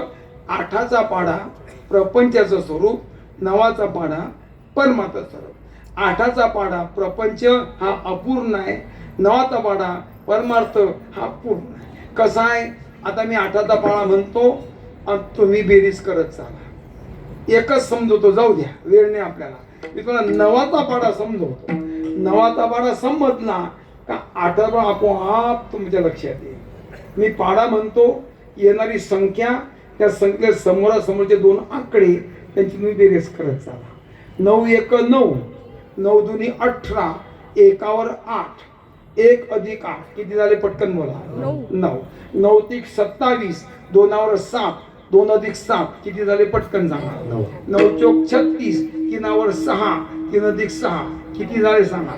9 पची 45, 4वर 5, 4 अधिक 5 किती झाले? सांगा. 9 सक 54, 5वर 4, 5 अधिक 4 किती झाले? सांगा. 9 आठी 72, 9 सक 54, 9 सती 63, 6वर 3, 6 अधिक 3 कितला? 9 आठी 72, 7वर 2, 7 अधिक 2 9. 9 81, 8वर 1, 8 अधिक 1 कितला? 9 10 90, 9 अधिक 0 बरोबर किती? हा. आता 9 एक 9 पासून 9 10 90 पर्यंत आपण पाढा म्हटला. येणारी जी संख्या आहे त्यातली समोर आकड्याची बेरीज आपण केली, किती आले? 9 म्हणजे 9. असं कौतुकानं पाड्याचं आहे का गंमत? पण आणखी विशेष आहे नावाच्या पाड्याचा. जे आकडे वरून खाली आले 10 पर्यंत ते उलटे 10 पासून 1 पर्यंत उलटे आकडे तेच जातात. आकडे बदलले नाही, संख्या भले बदललीशी, स्थान भले बदललं, पण बेरीज बदलले नाही. कशी काय बोलला? आता आपण वरून खाली म्हटला, आता खालून वर पाहू. 9 9 10 90, 9 अधिक 0 किती झाले? 9. 9 9 81, 8वर 1 बरोबर ना? वरून दुसऱ्या क्रमांकाला 9 दुनी 18, एकावर 8 लक्षात आलं? वरून 3 नंबर 9 त्रिक 27, 2वर 7, 9 आठी 72. हॅलो, तिकडे लक्ष द्या की बोलती राहिनो ना, पोट तुटी राहिना ना. 9 दुनी 18, एकावर 8, 9 9 81, 8वर 9 त्रिक 27, 2वर 7, 9 आठी 72, 7वर 2, 9 चोक 36, 3वर 6, 9 सती 63, 6वर 3, 9 पची 45, 4वर 5 आणि 9 सक 54, 5वर 4. बदलला का आकडा? पटकन सांगा. बेरीज बदलली का? याचं नाव आहे परमार्थ. मला म्हणतात गोपाळांचा देवा संगत होती प्रपंचाची. आणि प्रपंच म्हणजे काय? आता आठाचा पाळा तुम्ही घरी जाऊन चिंतन करतो, मग तिथलंही काम नको. कारण नवाचा आठाचा संबंध आठव्या पाळ्यात पहिल्यांदा तो शेवटच येतो, मध्ये पताच नाही भाऊचा. आहे का गंमत? असा प्रपंच परमार्थ देवा नाही देखिले ते मिळे आणि भोग सुखाचे सोहळे. एकदा सर्वांनी मोठ्या प्रेमाने हाताने टाळी वाजवून भजन करा. सर्व मायबाप मागचे पुढचे बाजूचे सर्वांनी हाताने टाळी नाम स्मरण प्रेमाने विठोबार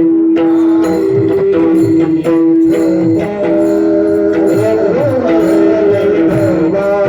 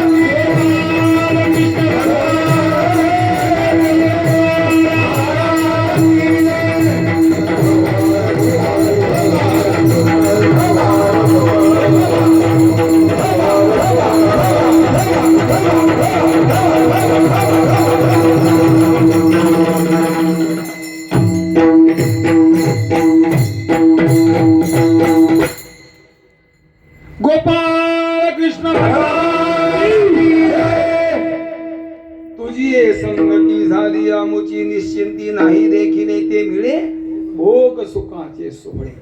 भगवान गोकुळात आल्यानंतर भगवंतानी गोपाळांची संगत केली, गोपाळांना देवाची संगत झाली. त्या गोपाळाचे हे पूर्णोद्धार आहे. थोडस 2 मिनिटं चिंतन करतो. अजून भगवंतानी कालेची सेवा केली हे आपल्याला माहिती आहे, लीला केली. त्याच्या देवाच्या लीलाही पुष्कळ आहे. देवाच्या जीवनामध्ये बऱ्याच काही अशा गोष्टी आहेत की आश्चर्य आहे. सांगतो तुम्हाला, भगवंताचा अवतार कितवा आहे? 8वा. 9 अवतारापैकी 8वा अवतार देवाचा आहे. सांगतो हा, थोडं लक्ष द्या. या 8व्या अवतारामध्ये 8 या आकड्याला भगवंताच्या लीलांमध्ये एक आगळं वेगळं स्थान आहे. 8 8 8 8 असे कितीतरी गोष्टी घडलेल्या आहेत. मी सांगतो तुम्हाला, फक्त मोजा, एवढं काम करा. पाकिट तुम्हाला देईन पाहिजे तर माझं मी रिकामं करून देईन पाहिजे तर हा, पण मात्र हे काम करा तुम्ही. पहिली गोष्ट, भगवान प्रगट झाले देवकी मातेच्या समोर 8 वर्षाची मूर्ती हा, 8 वर्षाची मूर्ती. कितवा? 8 1 8. देवकी मातेचा कितवा मुलगा? 8वा मुलगा. कितवा? 8 2 8. जी तिथी होती ती वसुनाम तिथी बुधवार असे अष्टवसू म्हणून उल्लेख केला. 8वा. किती 8 झाले? 3. 10 अवतारातला कितवा अवतार? 8वा. किती झाले? 4. इंग्रजी महिन्यातला जो महिना ऑगस्ट, तो सुद्धा 8वा. किती झाले? 5 8. बरोबर. आता गोकुळात येऊ. गोकुळात आल्यानंतर भगवंताने काही लीला ज्या केल्या, त्या लीलांमध्ये भगवंताला 8 नावं प्राप्त झाली लीलांमुळे. एक सुंदर वाक्य सांगतो तुम्हाला. जीव करतो त्याला कार्य म्हणतात. काय काय काय? जीव करतो त्याला कार्य म्हणावं, ईश्वर करतो त्याला लीला म्हणाव्या, आणि ब्रह्माचा असतो त्याला विनाश म्हणावा. अजून सांगू, तुम्ही आपण जे करतोय याला काय म्हणावं? कार्य म्हणावं. देव करतो त्याला काय म्हणतात? लीला म्हणतात. पण अवतार कोणते असू द्या आणि कार्य कोणते असू द्या, रामाच्या जीवनातल्या अवतार लीला असू द्या, परशुरामांचे असू द्या, वामन भगवंताच्या, ज्या ज्या अवतारात देवाने जे जे कार्य केलं त्या देवाच्या काय होत्या? लीला होत्या. तसं भगवंतानी लीला केल्या, त्या लीलातून देवाची काही नावं पडली. गोकुळ आता किती 8 झाले आतापर्यंत? 5. पुढे आता 8. भगवान गोकुळात आले आणि देवाला 8 नावं प्राप्त झाले. मुख्य मोजा: बालकृष्ण, लाला कृष्ण, राधाकृष्ण, गोपाल कृष्ण, युगुल कृष्ण, श्रीकृष्ण, भगवान कृष्ण, योगेश्वर कृष्ण. किती झाले? झाले 8. हा, कितवा 8 आला? 6वा. बरं, पुढे चाला. आता भगवंतांनी जे सवंगडी जमवले, ते सवंगडी देवाचे 8 होते. मोर्चेचे काय म्हणतात त्याला? पुढचे काय? मोरके. हा, आंदोलन करायचं ना, मोरक्या लागतो ना. हा, पुढे पुढे थोपीची म्हणतात त्याला, मोरके मोरके पुढचे. हा, किती होते? 8. मोजा कोणते कोणते? बलराम दादा, वरदेवा, मधुमंगल, श्रीदामा, सुदामा, वडज्या, वाकड्या आणि गोगड्या. झाले 8. हा, तिथं पेंड्याचा उल्लेख नाही, पण पेंड्या होता तशी शेकडो देवाचेच होते, पण मुख्य मुख्य 8 झाले का? 8 पटकन बोला. त्याच्यानंतर देवाची गाणी सांगणाऱ्या गवळणी मुख्य मुख्य आंदोलक म्हणून 8. मोजा कोणत्या कोणत्या? प्रभावती, लीलावती, सरिता, सारिका, रसिका, राधिका. किती झाल्या? 6. त्याच्यानंतर ललिता झाली का? नाही ना. ललिता आणि विशाखा. किती झाल्या? 8. ह्या गौरवणी झाल्या. हा, देवाने ज्या लीला केल्यात मुख्य मुख्य, त्या मुख्य लीला देवाच्या 8 होत्या. मोजा. देवानी 5 लीला अशा केल्या की पंचमहाभूत पवित्र बनवण्याच्या 5 लीला केल्या. पहिल्या देवानी माती खाल्ली. हॅलो, देवानी माती खाल्ली, पृथ्वी पवित्र केली. आता हा इतिहास सांगायला वेळ नाही आपल्याला, कारण वत्सरूपी पृथ्वी ब्रह्म्यापाशीच आहे. नेत्री वाया तो सांगते पृथ्वीवरचे तुला पोटात घालीन. पण तुझं रक्षण करीन. माती घालायचं निमित्त पृथ्वी पोटात घातली देवा. पृथ्वी माती खाल्ली, पृथ्वी पवित्र बनवली. पुढे आहे का आप म्हणजे पाणी, कालिया मारला, पाणी पवित्र बनवलं. 12 गाव अग्नी गिळला, तेज पवित्र बनवला. अघासूर चिरला, वायू पवित्र बनवला. व्योमासूर मारला, आकाश पवित्र बनवला. पृथ्वी, आप, तेज, वायू, आकाश जरी पंचमहाभूता. गिरधर गोवर्धन उचलला, ही 6वी लीला देवाची. रास लीला केली, ही 7वी लीला देवाची. आणि काल्याची लीला केली, ही 8वी लीला देवाची. किती झाल्या? 8. किती 8 झाले?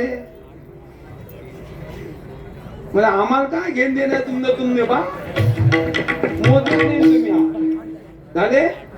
8. चला, देवाच्या गायी 8 होते मुख्य.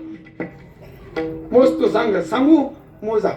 बहुला, धवला, कपिला, सुवर्ण कपिला, मंदाकिनी, मोरी, मंदाकिनी, मोरी, मीनाक्षी आणि पद्मा. झाले 8 गाई. ह्या देवाच्या 8 मुख्य गाई. त्यानंतर देवाच्या मुख्य सख्या 8 होत्या. आठवल्या सांगतो. आठवतो, जरासं बर्डन येऊन राहिलं मला, पण सांगतो. मला विशाखा, ललिता, चंपकलता, चित्रा, त्याच्यानंतर सुदेवी, रंगदेवी, तुंगविधा आणि इंदुलेखा. किती झाल्या? 8. आता अजून काय राहिला? 8. करा भजन विठाला.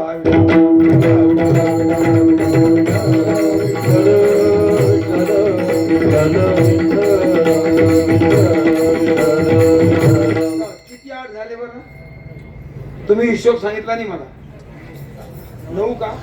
नक्की का? अजून एक 8 राहिला. आता आठवणार नाही ना, आठवला तर सांगेन तुम्हाला. आटपता वगैरे घरी जाता विठाला. असे या 8ची गाठ या 8व्या अवतारात भगवंताच्या. भगवान गोकुळात आले, लीला सुरू झाल्या. यशोदामाईकडे गाराणे यायला लागले. गाराणे ऐकताना यशोदामाई सिरियस झाली. कृष्णा गाई चारायला जा. म्हणतात काय हरकत नाही. जाताना देव रिकामा गेला नाही, खोड्या करतच गेला.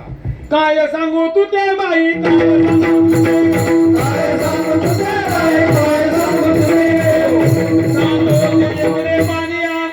वाटेत भेटला सावला, दोईवाला टोपी मिळेल पुच्छाची, खांद्यावरी कांबला. काय सांगू तिने माझी केली तवाली, मग मी तिथून पलाली. पलता पलता बुतकून पडले, दोईची घागरा फुटली. माझे गुलगे फुटले, मग मी लोलत बतले. तोत्री दिली. बोबडी म्हणतात तिला. माझे गुलगे फुटले, मग मी लोलत बतले. तिकडून आले शालंग पाणी, मला पोटाची झाली.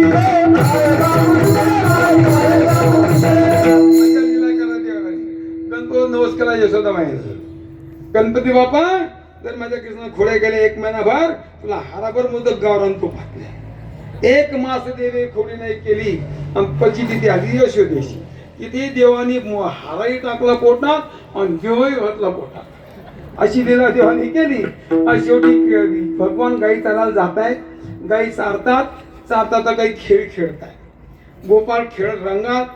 कंसाचे राक्षस येतात. अगासूर, बकासूर, तृणासूर, असुरासूर, वृषभासूर, शक्तासूर, कागासूर असे मोठे मोठे असुर मारले. आणि भगवंतानी विचार केला, हा एकटा नाही ना, कोण? कंस. त्याला आपल्या पवित्र पाय टाकू द्यायचा नाही. त्याच्या घरात घुसून हाणायचा. Surgical strike direct. पण मग आता 1200 गोपाळ आपले संगीत राहिले. यांना आपल्या संगीत लाभ हवा या उद्देशाने देवाने लीला केल्या. खेळ खेळले. असे खानदानी खेळ होते. काल भारत जिंकला का? हारलं? जिंकला का? हा उष्ठागण आमच्या देवाचा आहे. चेंडू फळीचा डाव मांडलेला. अर्थात होतू तू, हमामा, चेंडू फळी, लगोरी, आट्यापाट्या, पेटी दांडू असे खानदानी खेळ.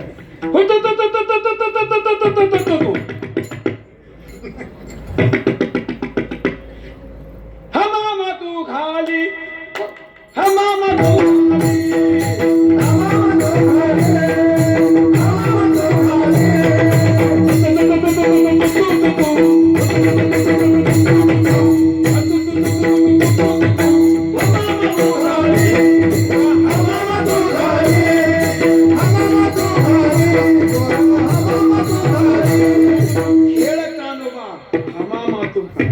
अशा खेळा महाराज हा असे खेळ आहेत. अबक बक्ती बकवारा त्रिकुट खेळ मांडू हे अबक बक्ती बकवारा त्रिकुट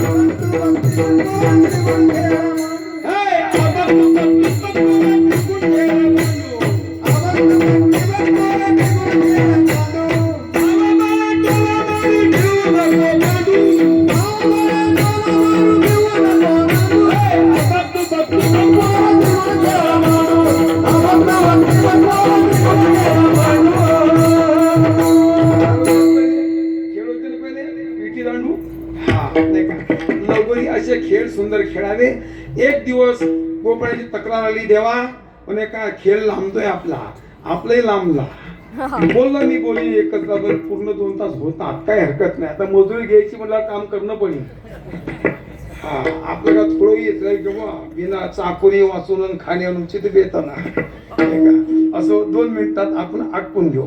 अर्थात भगवंतानी विचार केला हे आपल्या संगतीत 12 वर्षे राहिले, त्यांना तृप्त करून देऊ आणि पुढच्या कार्याला हात घालू. ऐका गंमत, भगवान वयाच्या 12 वर्षापर्यंत गोकुळात राहिले. किती वर्षापर्यंत? 12 वर्ष पूर्ण होतात भगवान गोकुळ सोडून मथुरेत गेले. मथुरेत भगवंतांनी 21व्या वर्षापर्यंत कार्य केलं. कुठपर्यंत? 21. तिथून भगवान मग पुढे गेले द्वारकेला. कांडवांच्या कामात पडले भगवान. देवकीने वाहिला, यशोदेने पाडीला आणि पांडवांचा बंदीजन होण्यात. देवकी या उदरी वाहिला, यशोदे पसायाशे पाडीला, शेखी उपेगा गेला पांडवाशी. असो भगवान तिथून निघाले आणि भगवंतांनी सर्वांना काला दिला. गोपीची तक्रार आली, देवा भोका लागल्या, आता तुमच्यापेक्षा मला जास्त लागले. हे पोट झोडून येत नाही, पोट भूका लागली आता मला जास्त लागली नाही का.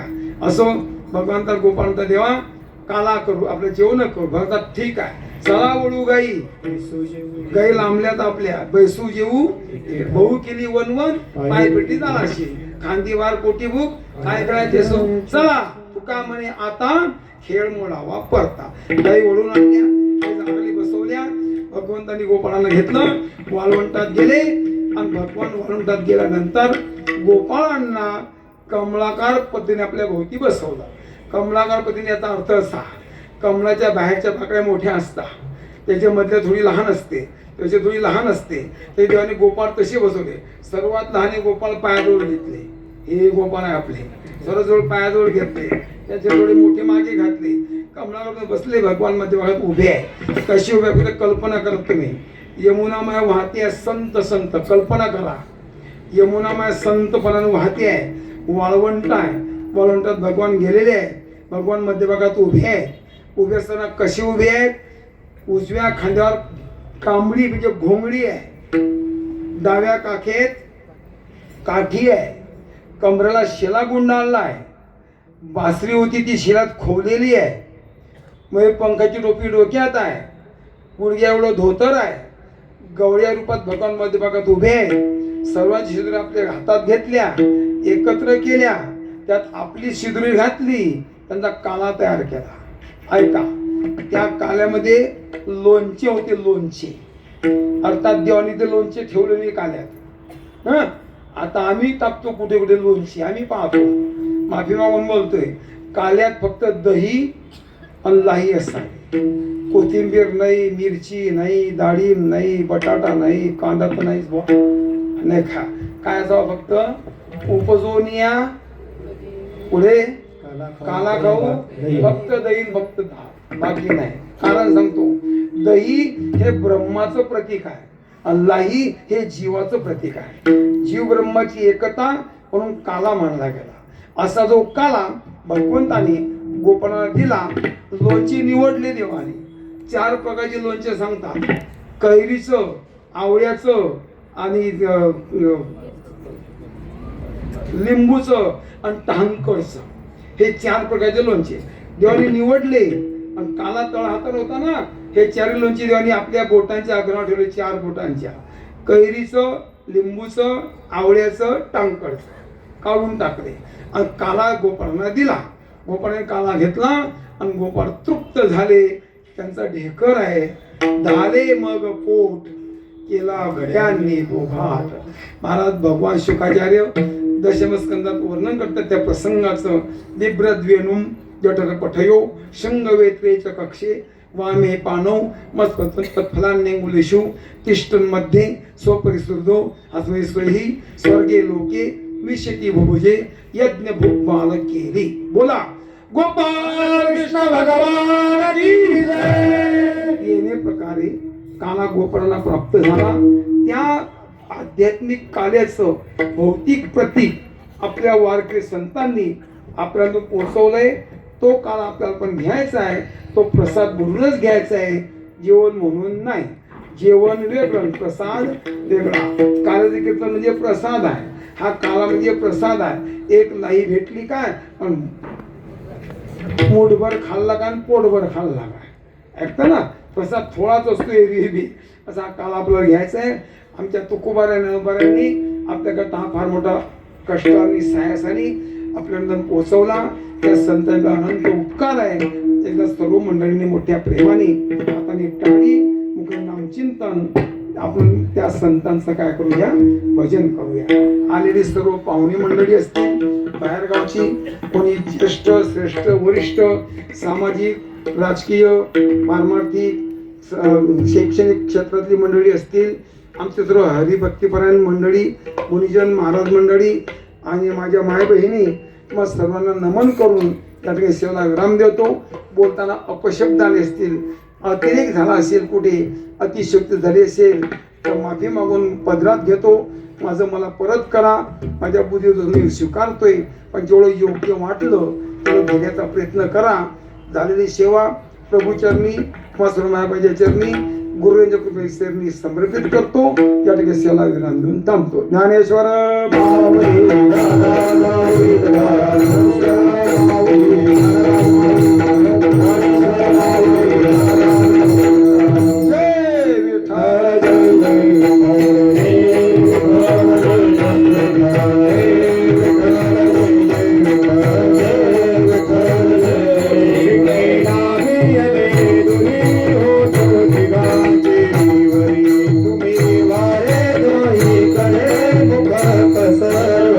गडे